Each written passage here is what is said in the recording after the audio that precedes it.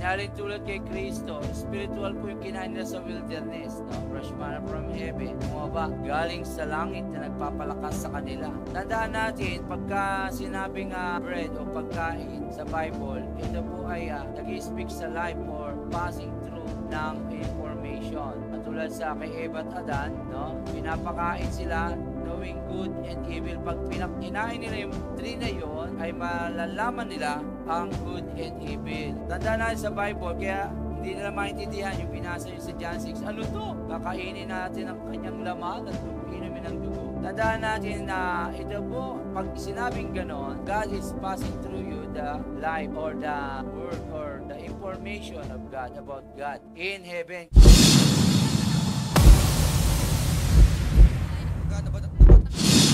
Mabuting bagay na amin dinedek lately. There's ang bumabag. Kayo po ay nangungusap siya sa atin dahil ito ang ating pagkaing espiritual. Sa John 6 na binasa po natin, ang ating topic ngayon ay pagkaing espiritual. Are you there? Amen? Are you ready? Ang salita ng Diyos ay nagpapaalala sa atin. Ito po ang nagbibigay ng aral, turo sa atin. Mahalagang maunawaan natin ang bawat isa na at magawa, sapagkat ang pagkain ninyo ay hindi katulad ng ibang tao at ang gawain nila ay hindi katulad ng iba. Ang gawain po natin ay iba. Inner healing deliverance, tandaan nyo, hindi kayo katulad ng ibang mga gawain. Kaya kung pumunta man kayo, naglilingkod kayo sa iba, pupunta kayo, tapos pupunta naman kayo, makikita nyo yung kakulangan. Merong kaibahan, no? May pagkakaiba ang paglilingkod nyo or the level ng inyong paglilingkod. Yung iba sa inyo, galing sa ibang church, di ba? Galing sa iba ang inyong ginagawa, kaya meron tayong spiritual diet na tinatawag. 1 Corinthians 2:4, kung kaya naman kayo ay sinasabi na kawangis si Kristo, sapagkat kung ano ang meron ng Panginoon, ay dapat meron din kayo. Ito ang pagkain spiritual, sapagkat dito nanggagaling ang lakas. 2 Corinthians 10:2-4, sa gayon nabautismuhan silang lahat sa ulap at sa dagat bilang mga tagasunod ni Moises. Kumain silang lahat ng iisang pagkaing spiritual at uminom din ng iisang inuming spiritual, sapagkat uminom sila sa batong spiritual na sumusubaybay sa kanila, at sa batong iyon ay si Kristo. Amen. Inalin tulad kay Kristo, spiritual po yung kinain nila sa wilderness, no? Dahil galing ito, fresh manna from heaven, bumaba, galing sa langit na nagpapalakas sa kanila.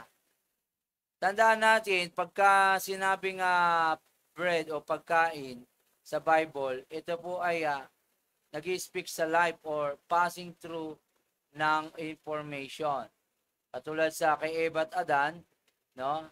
Pinapakain sila knowing good and evil. Pag kinain nila yung tree na yon, ay malalaman nila ang good and evil. Tandaan natin sa Bible, kaya hindi nila maintindihan yung binasa nyo sa John 6. Ano to? Kakainin natin ang kanyang laman at inumin ng dugo.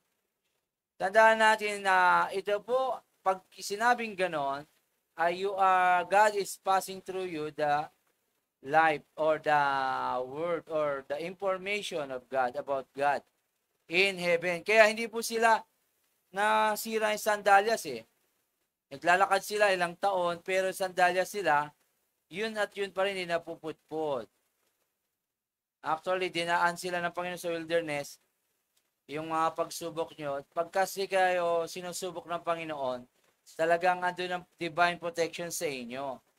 Magkahiwalay po yun. Iba po yung spirit, dinadala kayo sa spiritual world ng pagsubok.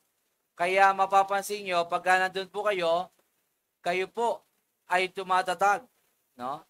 Kayo po ay nasusubok at kayo po ay naaayos. Pagka dumadaan sa ganun, nakuha nyo po yung kanyang tinatawag na realm. Nandun kayo sa realm of testimony katulad ni Job. Nandun kayo sa pagtuturo. Parang nasa loob kayo, may mga pagsubok, pak.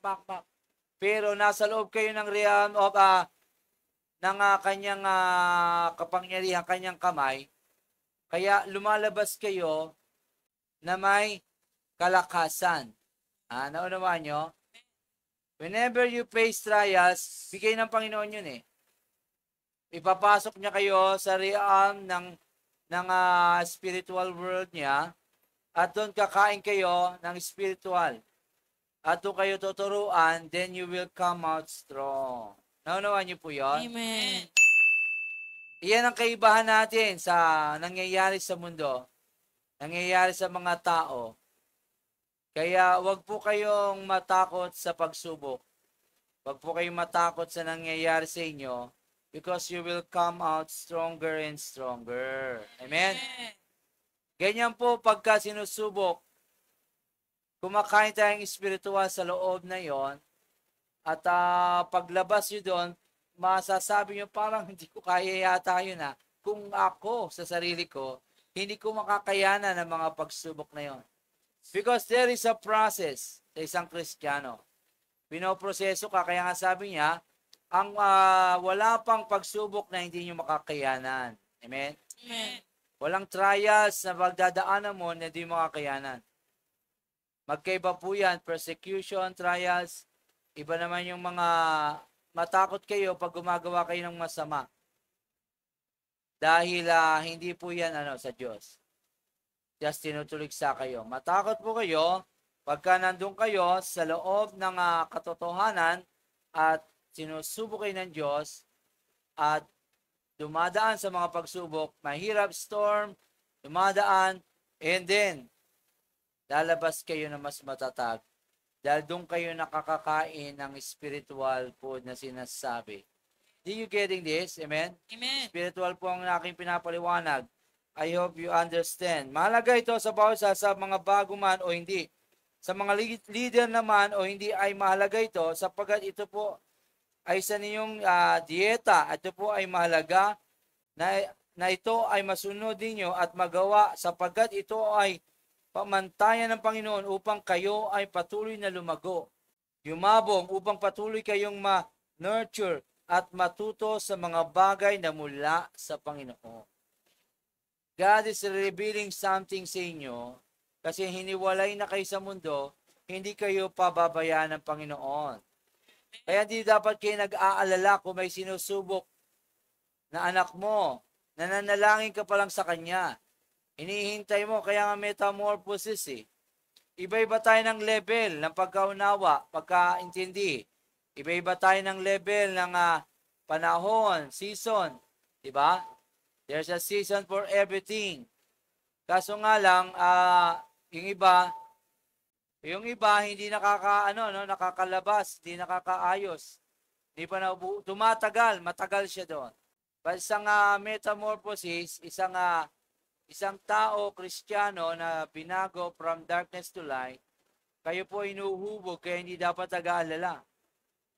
Ang ikaw, asawa o anak mo, pray na talagang mahubog siya ng salita ng Diyos. Kasi hinuhubog talaga tayo ng salita ng Diyos. Ikaw din, minsan tayo ang tinuturuan na ikaw ay matuto. Hindi siya. Karaniwan, ikaw ang dapat matuto, hindi siya. Kaya may first level na leaders. Akalain mo yun, sa tagal mo, kala mo second ka na. Wala ka pa pala sa level ng second. Inaayos ka pa ng Diyos. Amen? Kala mo, ang dami mo nang ginawa. Kala mo, leader ka na. Wala ka pala sa first. Nandun ka pa sa second. Iba-iba. Sa spiritual, alam ng Diyos yan. Kasi nakita ng Diyos ang puso mo. Hindi yung ginagawa mo. Alam niya kung kailan ka hubog o magre-retaliate ka pa. O kailan ka maayos. Alam na alam, itatakbo mo talaga Pray ng pray kay Lord. Di ba? Pero tatakbo mo pa rin ang blessing. Alam niya ang lahat. No? Alam niya. Kaya hindi natin maloloko ang Diyos. Sapagkat ito ang pamantayan ng Panginoon upang kayo ay patuloy na lumago at yumabong at puwang patuloy na manurture. Yes. Mahalaga ito sapagkat, number 1, ang iyong buhay ay mahalaga. John 6:63, ang sabi dyan. 1:663, ang Espiritu ang nagbibigay buhay, hindi ito magagawa ng laman. Ang mga salitang sinabi ko sa inyo ay Espiritu at ito ang nagbibigay buhay. Buhay. Ang salita, sinasabi niya buhay. Dalawa po kasi yan, rema, logos. Yung pagbabasa niyo pong ito, alam niyo yan, diba? Ito yung logos, information. You will know the history. Pero minsan, isang verse lang, nangungusap na siya sa iyo na napakalawak, ang dami. Ang dami niyang sinasabi, pero isang verse lang sa inyong buhay. Yun po yung rema, Matthew 4:4, diba? Man shall not live by bread alone. Bakit yung maintindihan ng Bible? Why? Kasi yung Espiritu, ang sabi dyan? Sabi dyan? The Spirit who gives life. The Spirit is not in you, kaya hindi maintindihan ng Bible. Kasi ang Espiritu lamang ang nagpapaunawa. Diba? He help you. The words that I spoken to you. Diba? Man shall not live by bread alone, but every word that proceeds out of the mouth of God. That is fresh. Hindi po ito yon. Hindi yung basa, kahit basahin nyo ito ng buo, kahit ubusin mo to, kainin mo pa, hindi nyo po maintindihan to. O hindi kayo babanal dito. No? Kahit gawin yung sigarilyo, pare-pernalya, di ba? Hindi po kayo babanal dito. Na po, bagamat may nagpatotoo sa kulungan, ginagawa nila ito, ginagawang panghitit ng adik na born again. Eh, hindi pa rin sapat yon. Kulang. Ang sinasabi sa Matthew 4:4, every word that proceeds out of the mouth of God. This is the record in the mouth of God. The proceeding words out of the mouth of God is fresh. Still small voice, nagsasalita pa rin siya. Naunawaan niyo po, yun ang rema. Amen. Yung sa pagbabasa nyo to, pero kailangan pa rin ito. Tapos sa pagbabasa nyo ng logos, nag-aaral kayo, nagsasaliksik, ito po ay nagre-rema sa inyong buhay. Bakit? Kailangan, una, ito'y nagbibigay buhay. Pangalawa, dito nanggagaling ang inyong lakas. Mangaral 9:16. Ano sabi dyan? Mangaral 9:16, ang sinasabi ko, makapangyarihan ng karunungan kaysa lakas. Ngunit ang karunungan ng tao mahirap ay hindi pinahahalagahan, at ang mga salita nito ay hindi pinapansin. For they are life to those who find them and health to their flesh. Sa Proverbs din, sabi. Lakas po ito. Kaya ka nangihina. Pakitingin nga sabi mo kung nangihina. Mahina talaga. Isingin ang natutulog. Singilin pag ayaw magbayad. Accommodation. Mga kapatid, nangihina ka, why? Wala ka na namang devotion sa Lord or prayer time.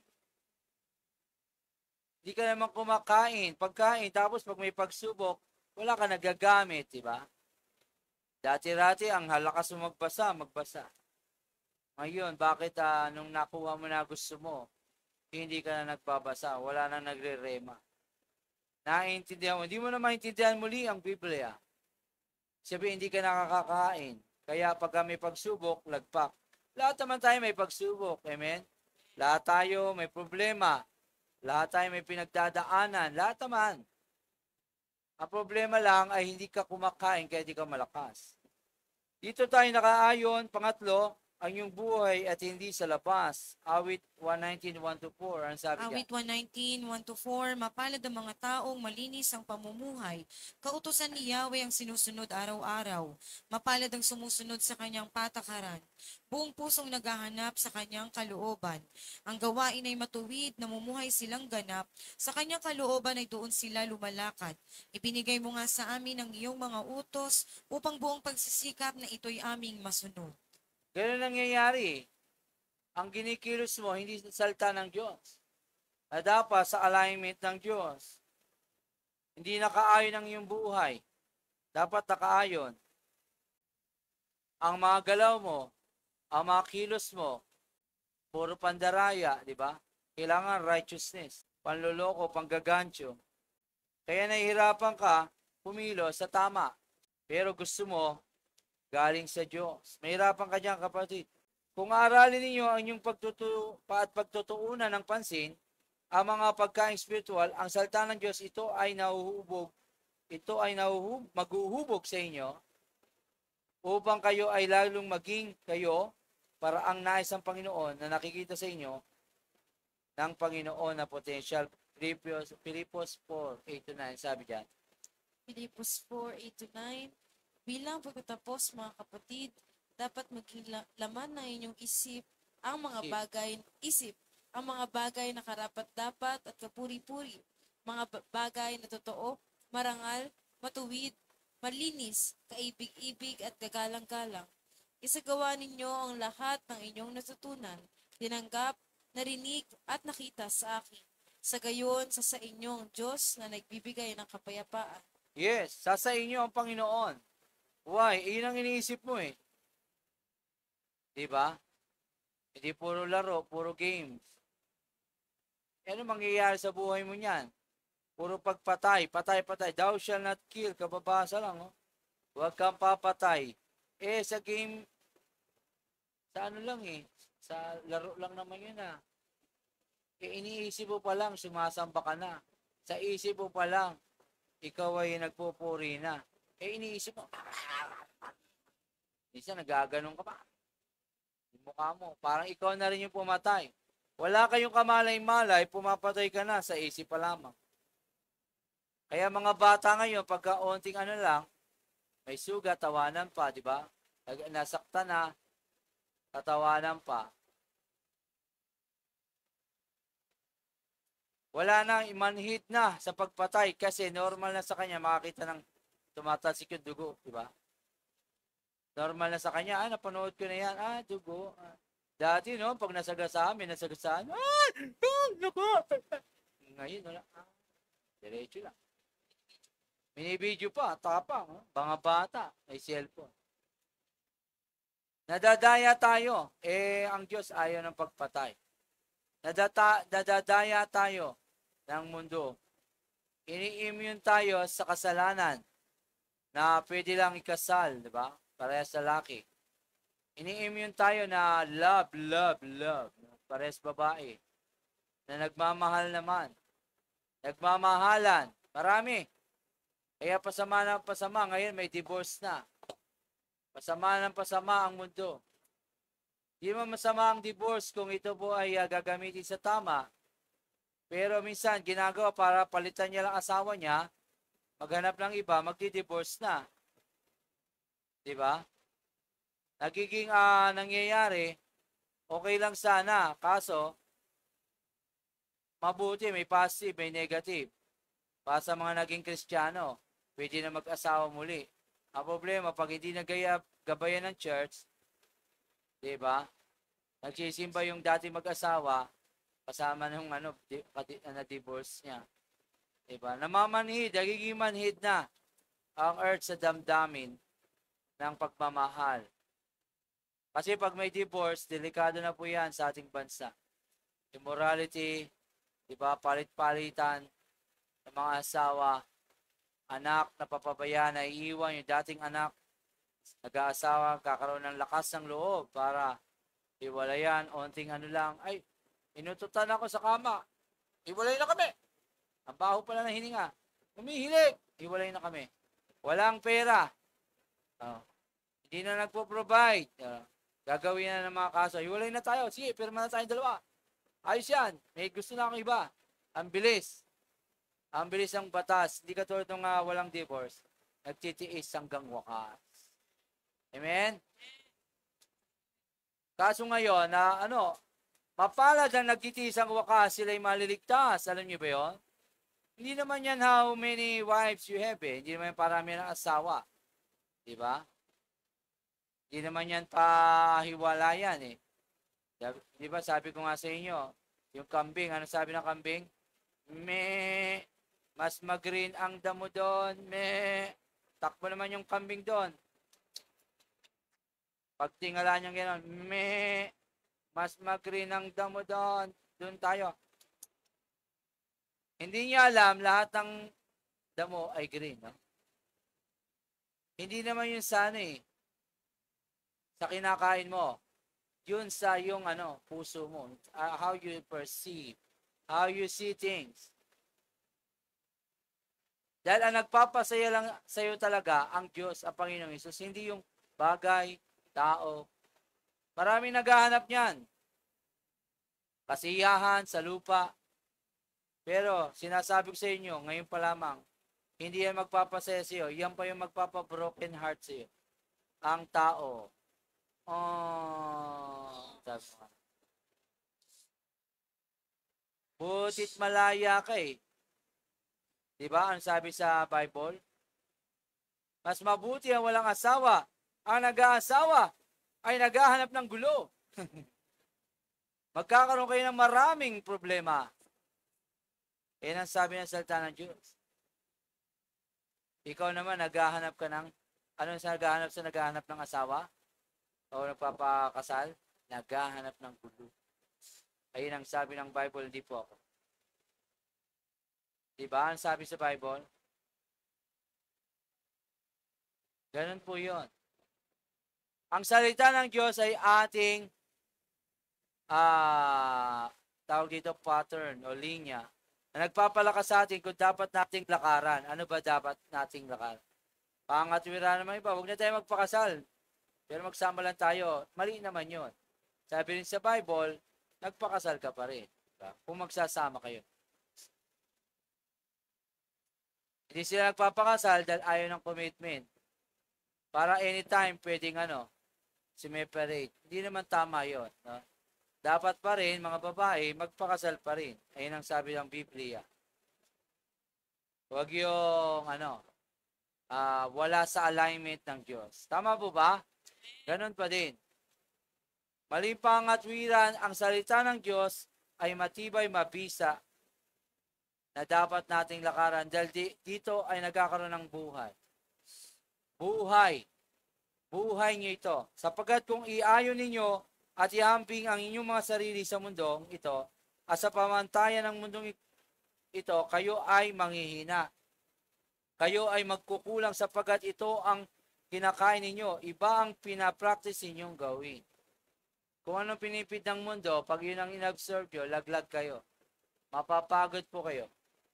Kayo po ay nasa Panginoon, nasa panig ng Diyos, kung kaya't mahalaga na ito ay magawa ninyo. Awit 119:29-30. Awit 119:29-30. Sa landas na di matuwid, huwag mo akong hahayaan. Pagkat ikaw ang mabuti, ituro ang iyong aral. Ang pasya ko sa sarili, ako'y maging masunurin.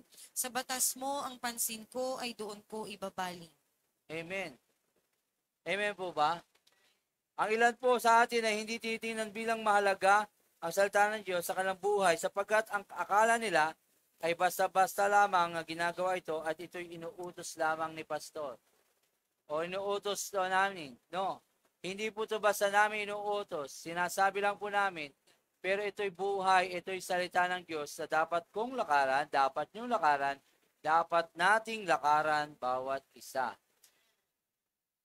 Kaya bawat sa po sa atin, magtulungan, magturuan, magpanalanginan. Pag wala na sa alignment, i-align natin ang buhay. Dahil walang buhay sa mundo. Wala.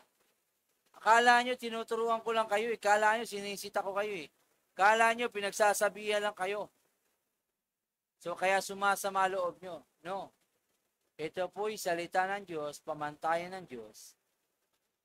Gusto nyo ba yata bumaba si Jesus sa lupa? Second coming na po yun. Naiwan na kayo. Bago kayo sumunod. Ano po? Ang pastor nagsasalita na sa salita ng Diyos, sumunod ka. Huwag ka magrebelde. Dahil kami ang ginagamit para sa buhay mo.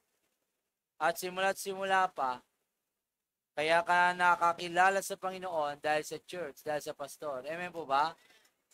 Pahalagaan mo po yun. Sige, palakpakan natin ang Panginoon. Kami ang ginagamit sa inyo ng salita ng Diyos para sa buhay mo. Honor it. Igalang natin ang mga leaders, care group leaders. Honoring the man of God is honoring who called him. Ano sabi ng Panginoon? Igalang niyo ko. Sundin niyo ko. Gaya ng Ama, maniwala kayo sa akin. Kung naniniwala kayo sa Ama, maniwala din kayo sa akin. Siya nagsugo sa akin. Ganon din dapat kayo. Subalit, pinapaunawa ng Panginoon sa bawat isa na ito at dito. At dito nagmumula ang inyong buhay. Ito ang pagkaing spiritual na walang iba kundi ang salita ng Diyos. Na ito at dito. Same, no? Nagmumula. Ito at dito pala. Ito ang salita ng Diyos. Dito nagmumula ang salita, ang iyong lakas. Pagkaing spiritual. Naunawaan niyo po the difference between Rhema and Logos? Okay? Ito ay may kakayanan na magdala ng deliverance. 2 Corinthians 10:5 sa inyong mga kaisipan. 2 Corinthians 10:5, ginagapi namin ang lahat ng pagmamataas laban sa kaalaman tungkol sa Diyos at binibihag namin ang lahat ng isipan upang matutong sumunod kay Kristo. Ayan ang salita niya. Nadidelivered kayo sa bawat salita ng Diyos. Hello? From lies to truth. Satan is the father of all lies. Sa Tagalog, hari ng mga puto. Ha? Sino putuhin dyan? Puro hari ng kasinungalingan sa buhay mo. Pero ang anak, ikaw ay anak. Pag tinanggap mo siya, automatic yun, anak. Hindi nawawala yun. Kinokondem ka, nagkasala ka, pero pinatawad ka ng Diyos, anak ka pa rin ng Diyos. Ayaw nga lang niya i-tolerate sin mo. Tayo po'y nadideliverance, iba, pag kami nakasalita ng Diyos, nabasa mo. Kasi Satanas may binubulong sa'yo. Hindi! Sinabi ng Diyos. Diba? Sa akin, di pangako niya, wala kang pera. Yan sabi ng Diyos, di. My God will supply all my needs. And He is my Jehovah Jireh. Salita ng Diyos. Yan laging salita ng Diyos ang pinanglalaban nyo. Kaya we capture every high thing that exalts itself against the knowledge of God. No? We destroy arguments, every lofty opinion, lalim, sa Tagalog. Mga opinion ng mundo, opinion ng tao, opinion ng mga Nepalites, katalinuhan ng mundo, mga logical ng thinking ng tao. Sa Diyos, ano lang, lagyan mo ng putik yung mata, dilinaw yan. Diba? Ano sa logic nun? Diba? Basta sinabi niya, gawin mo lang, sumunod ka lang. Ang mahalaga, naririnig mo siya, ang sinasabi niya. Sundin mo lang yun. Makakapagpalaya ng iyong puso. Sino ang alipin dito, mga broken-hearted? 119:11. Awit 119:11, ang banal mong kautusay sa puso ko iingatan upang Amen. hindi magkasala laban sa iyo kailanman. Mga kabataan, paano ang puso ko kung wala ka? Ha? Pinili mong magmahal eh. Yan tuloy. Kasama po yan. Pero ang Diyos ang nagpapagaling. Amen? Amen. Mga broken-hearted, kakapagpalaya sa iyo.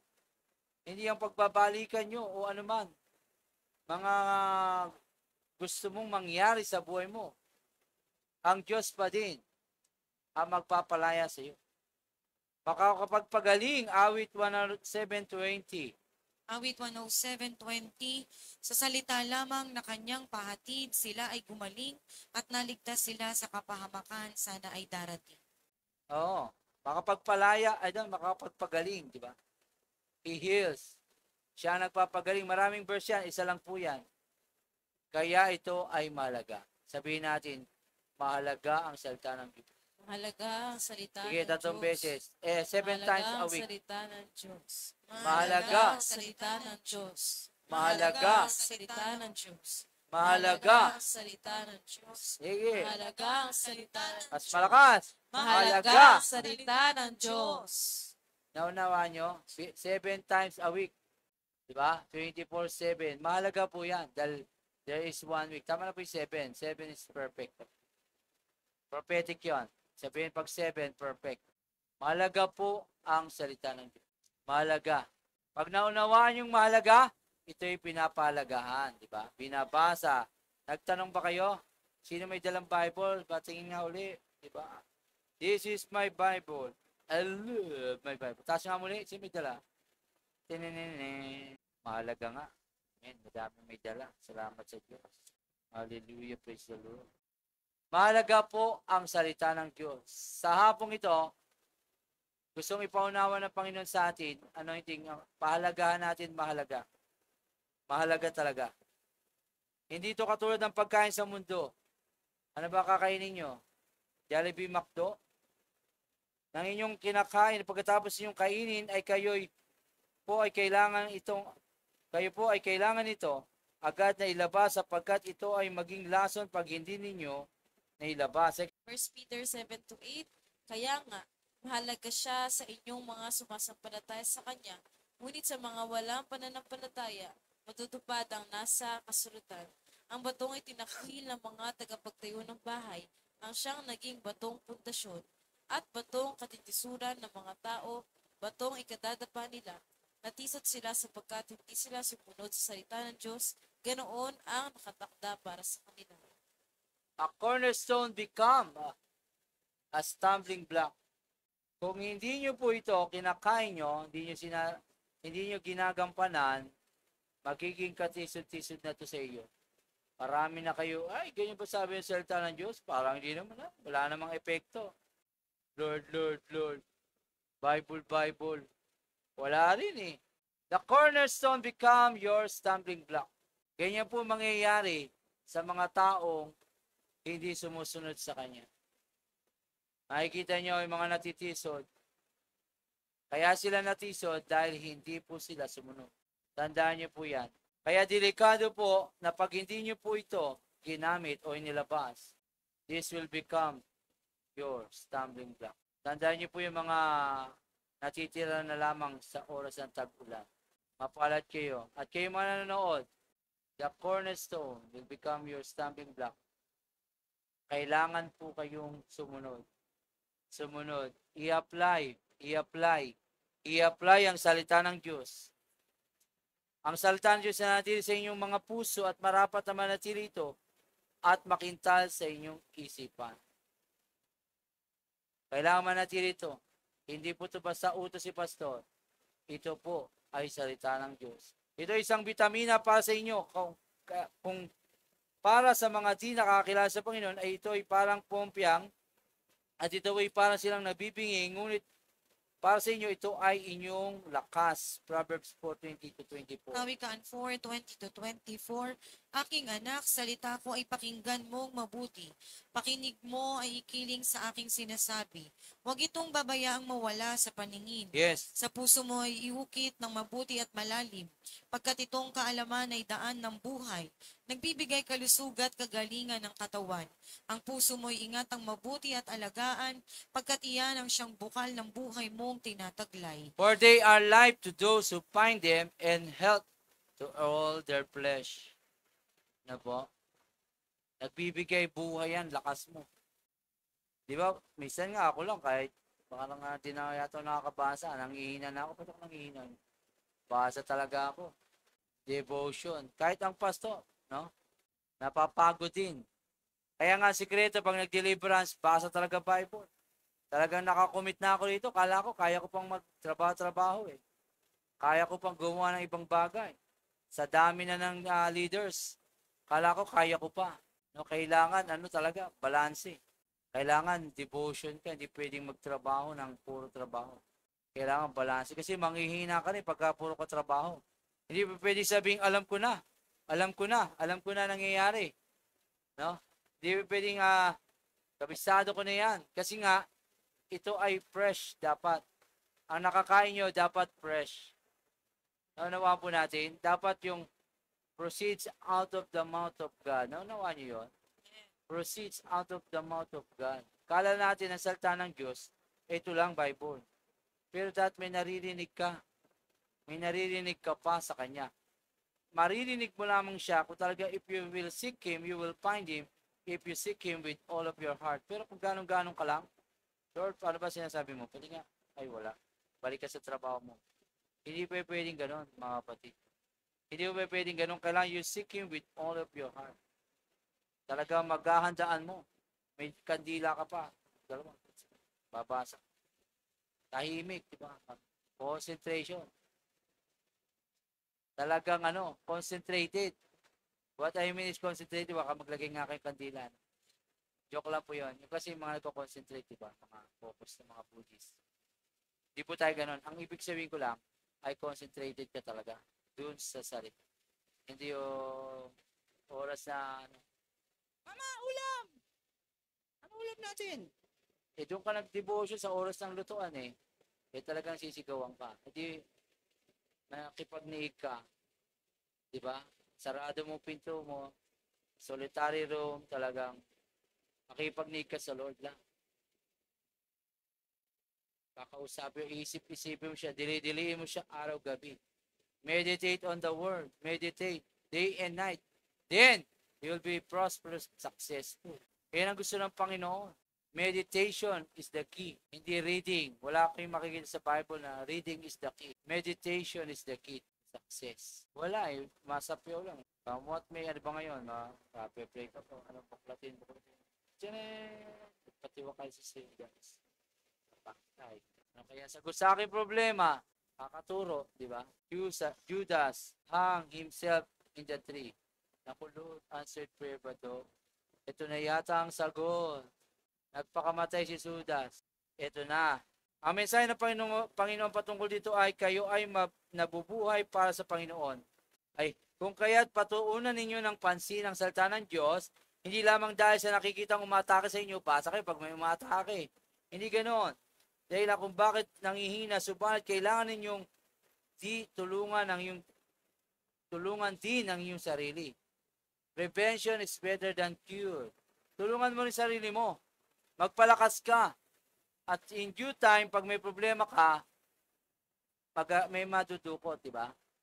Kapag may sinuksok, may madudukot, di ba? Wala ka reserba, salita ng Diyos. Wala ka malang kinain, walang vitamina, di ba? Walang mga pangahawakang salita ng Diyos. Kaya nagme-meditate ang salita niya. Para pag dumating ng araw, may papaalala sa iyo ang Diyos. Wala naman Walang ipapaalala. Ang Holy Spirit po, hindi nagmamagic. Nagpapaalala lang siya sa iyo. That's the two-way part. Kung wala kang binasa, wala kang meditate, wala kang napag-aralan sa Diyos, ano papaalala niya sa iyo? Paano ka titibay? Nanawagan po natin? Hello, andiyan pa kayo?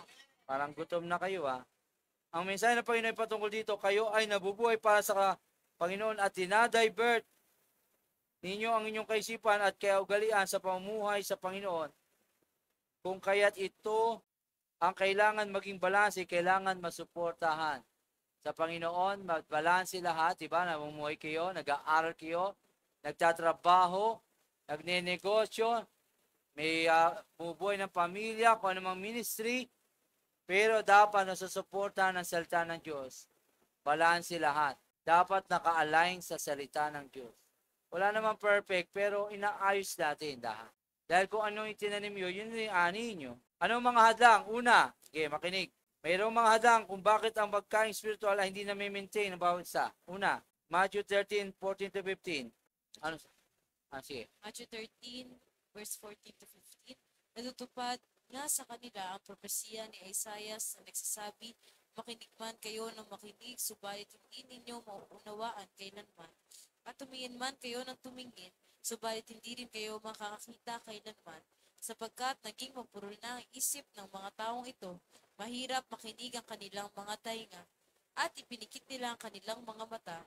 Kung hindi gayon, sana'y nakakita ang kanilang mga mata, nakarinig ang kanilang mga tenga, nakaunawa ang kanilang mga isip, at nagbalik loob sila sa akin, at pinagaling ko sila. Pag nagbalik loob, doon lang kayo nakakakita. Sa ibang salin, magbalik loob muna, unang step yun. Kaya hindi nyo maintindihan, kasi Hindi po, sa ibang salin yan, maganda eh. So that should I heal them. Paano kayo pagagalingin? Lest they should understand with their hearts and turn. Babalik kayo sa Panginoon, turn your hearts to God, understand with their heart. Kaya hindi kayo makakita-kita, yabang eh, pang bala, pang ano gagawin nyo, pang batikos, pang kung ano-anong aral mo, para mo pang bala sa tao. Hindi, una dapat ikaw nagbabago, dapat una ikaw nagbabago, hindi yung katabi mo, hindi yung kasama mo, ikaw muna. Hindi natin maunawaan, kahit mantingin tayo ng tingin, dahil sa ganyan. Kaya tayo nagpapatanggap muna sa kanila para ma-turn their hearts to Jesus Christ. Pinapakilala muna natin si Jesus Christ. Kaya yung mga tao, hindi lang maintindihan ng Biblia. Magsisi muna sa mga kasalanan, umamin na hindi kaya at sumunod kay Kristo. That is repentance, di ba? Tinuro ko na sa inyo ang godly repentance, di ba? Turning away from sin and obeying God. Nahuli ka lang eh. Nahihirapan ka lang, kaya ka nagsisi. Nahuli ka lang ni Mrs., di ba? O nahihirapan ka lang ngayon, kaya ka nagsisisi na. Pero ang tunay na pagsisisi ay tumalikod ka sa kasalanan at sumunod kay Jesus. Nahihiya ka lang sa kapwa mo, kaya ka, anong sabihin nila, kaya ka nagsisisi. Pero hindi ganon. Ang tunay na repentance, tumalikod ka at sumunod kay Kristo. Amen? Palakpakan natin, Panginoon. Godly repentance produces, ano yan? Godly sorrow produces repentance.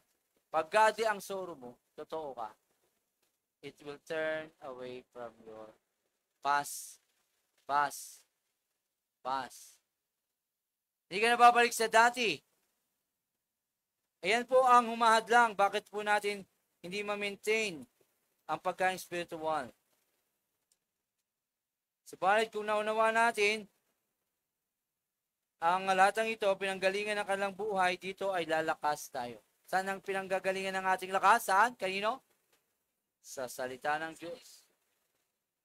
Yung proceeds out of the mouth. Ano pa hadlang? Pangalawa, sa kanilang mga puso, sa puso ng karamihang ninyo, sa atin, ito ay mayroong mga motibo patungkol sa salita ng Diyos.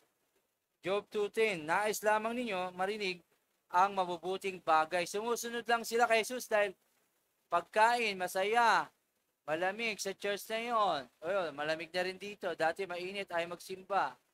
Ngayon, malamig na. Why sumusunod? May pagkain. Ano pa?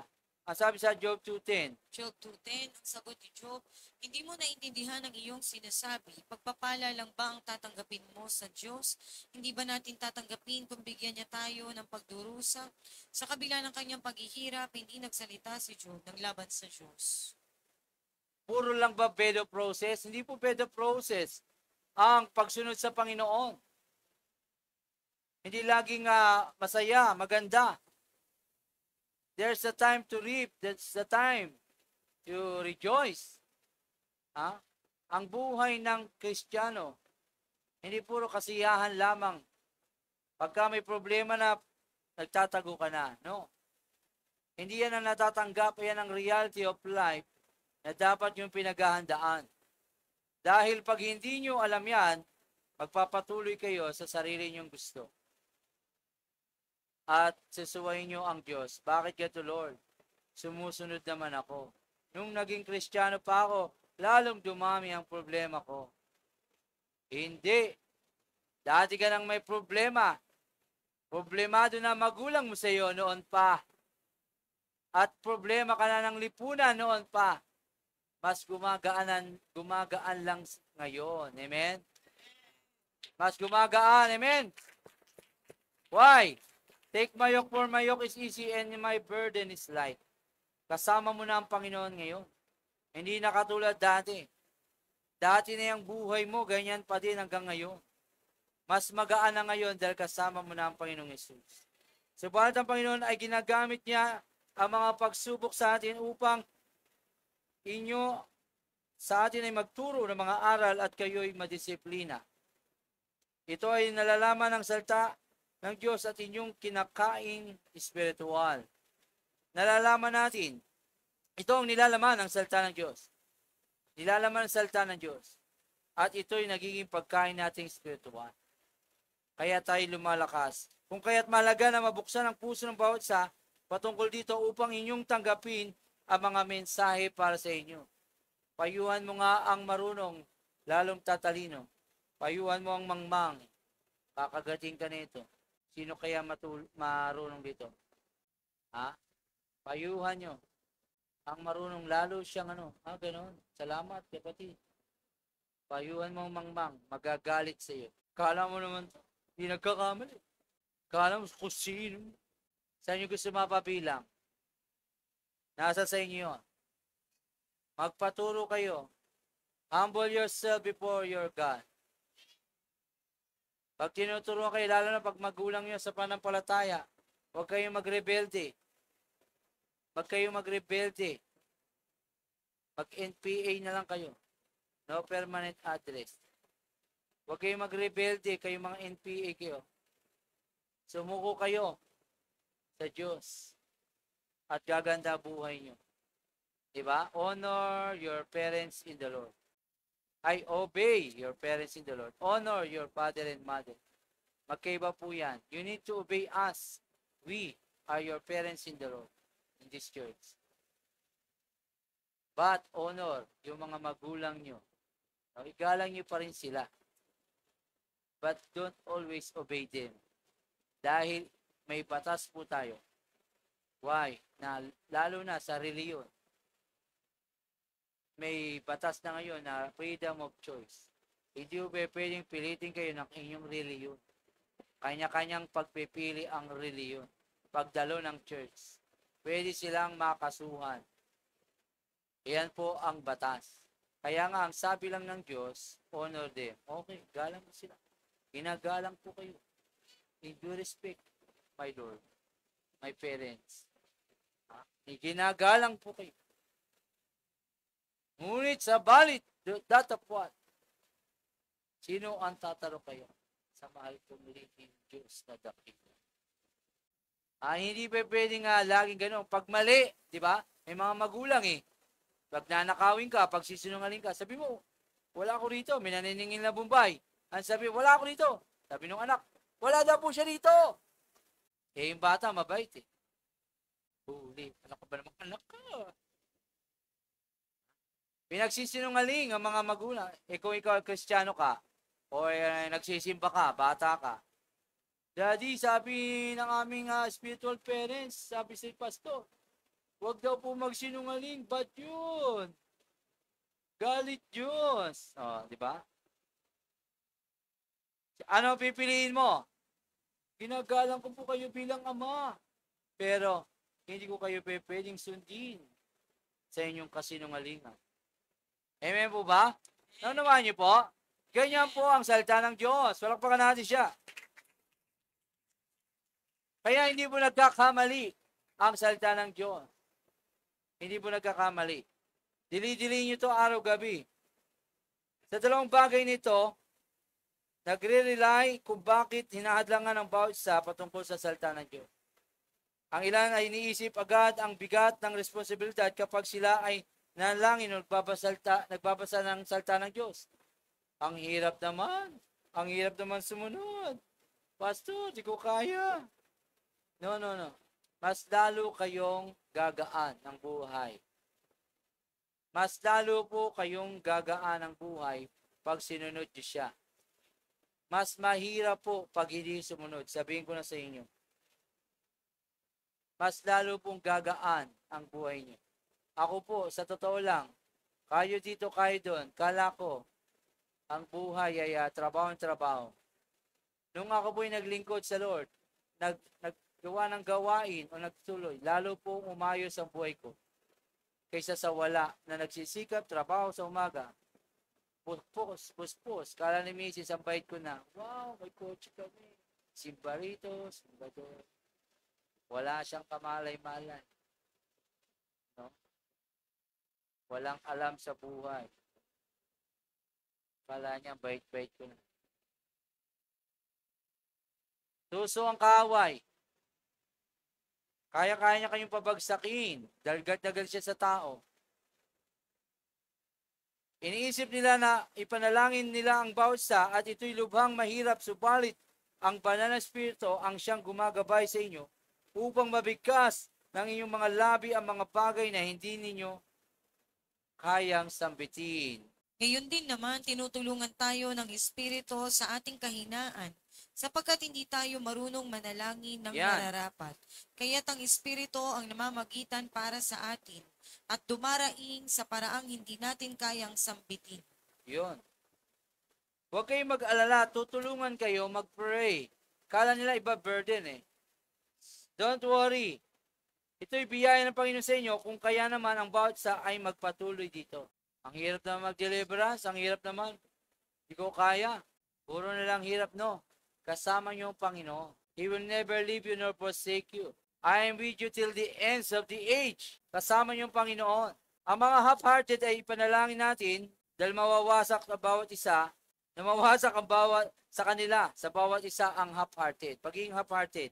Sapagkat ito po ay humahat lang para hindi nila maunawaan ang kalooban. Kailangan wholehearted.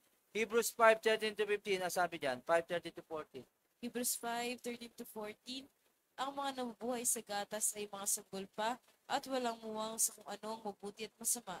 Ngunit ang matigas na pagkain ay para sa mga sapat na gulang na at alam na kung anong mabuti at masama. Di ba, ang half-hearted ay dapat mawasak sa kanila ang pagiging half-hearted, ang mga kasama natin, sapagkat ito'y hadlang daw upang maunawaan ang kalooban ng Panginoon. Half-hearted, half-hearted. Di ba? Malahininga. Ayaw ng Diyos ang malahininga, isusuka kanya. Asa yung verse na yun? Yun po yung verse. Revelations, hindi po ano. Pahayag 3:16. Kaya dahil ikaw ay maligamgam, hindi malamig, ni mainit man, iluluwa kita. Oo. Ayaw ng Diyos yung humahad lang sa atin. Ng half-hearted. Ang karamihan sa inyo ay naghihina at nagkukulang. Ang karamihan ay nare-resbakan. Ito'y kadahilanan. Sumusugod ang karamihan sa inyo na walang pagkain spiritual. Hindi tayo pray kayo ng pray. Arrest and capture. Hindi naman kayo nagdi-devotion. Hindi kayo nakikipagniig sa Diyos. Mahirapan kayo. Mapapagod po kayo. Laban kayo ng laban. Wala kayong kain.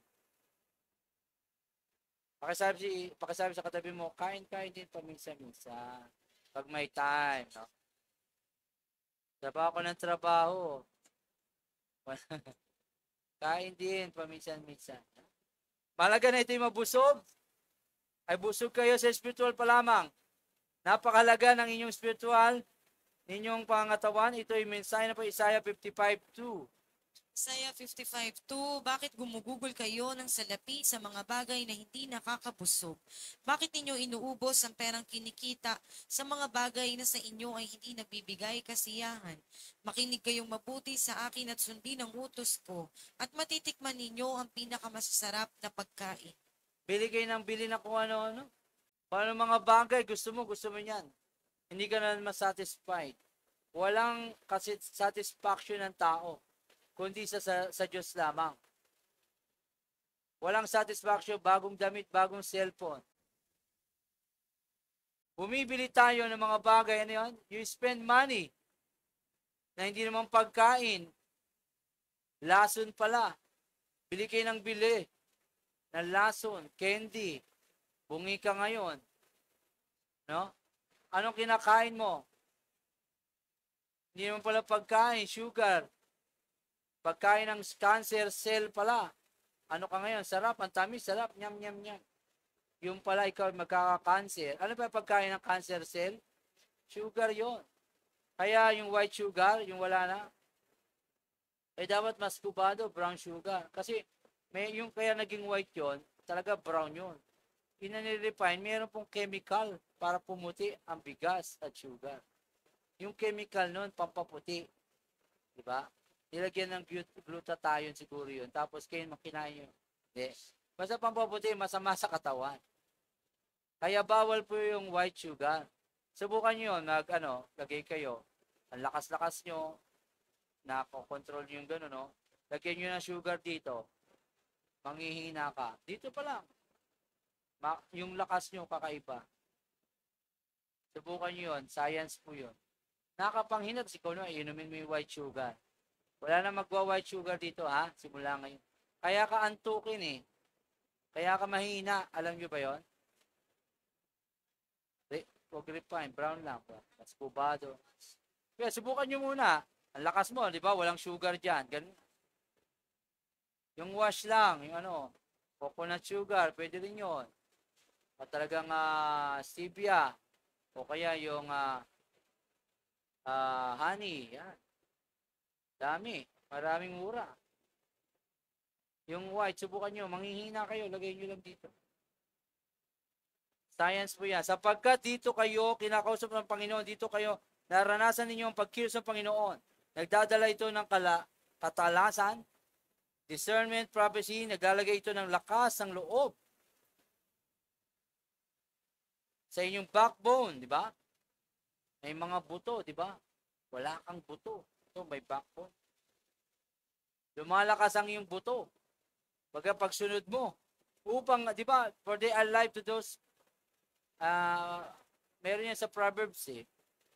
To my bone, ang lakas ko sa aking mga buto.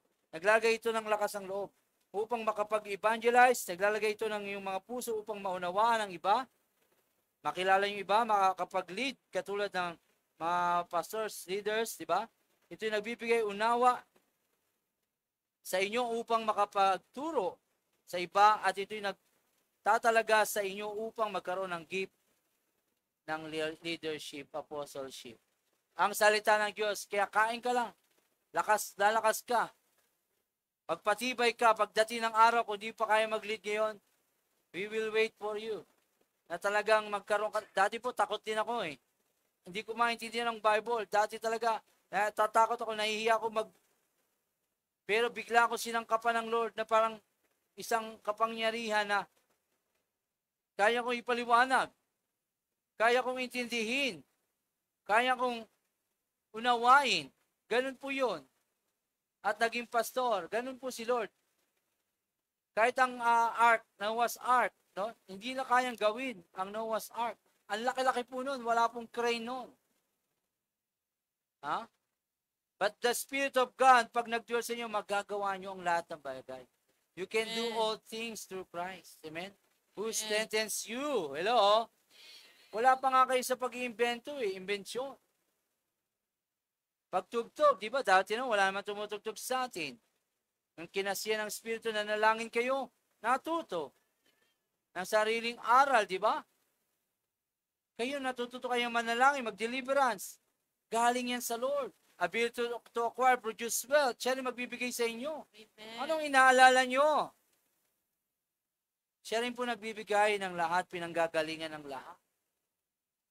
Kung ako sa inyo, di na kayo maalis ng simbahan dito lang. Hindi. Balance naman. Ito lang. Siya nagbibigay, abang ka na lang. Hindi naman po ganun. What I mean is balancing. Devotion dito, di ba? Hindi ko naman kayo kayang turuan sa isa araw-araw. Si Lord pa rin ang nagtuturo sa inyo araw-araw. Si Lord pa rin nagtuturo sa inyo pag uwi nyo.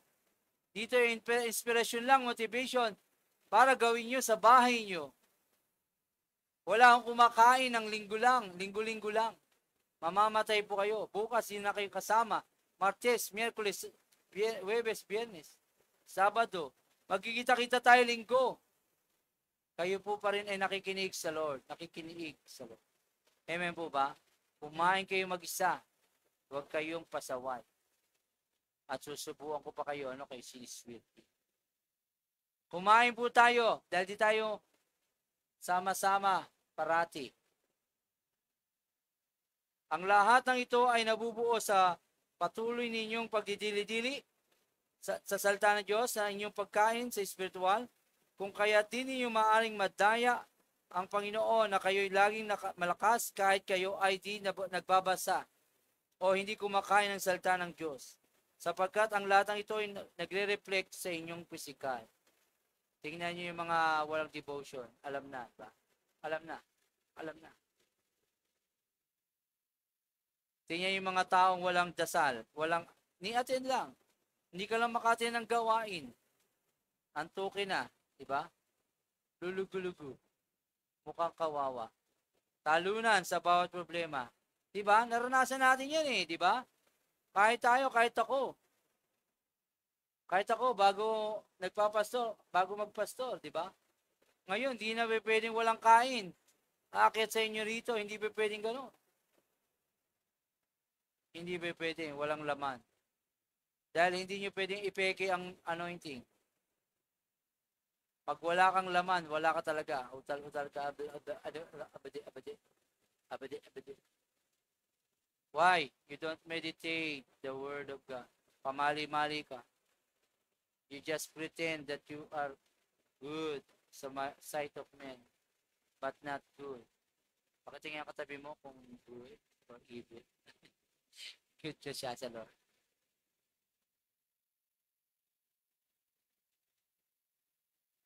Kaya niyong itago sa amin yan. Pero ang tunay na kalakasan ay sa Panginoon. Ito'y vitamina sa inyo, katawan, sa spiritual na nagpuproduce ng lakas.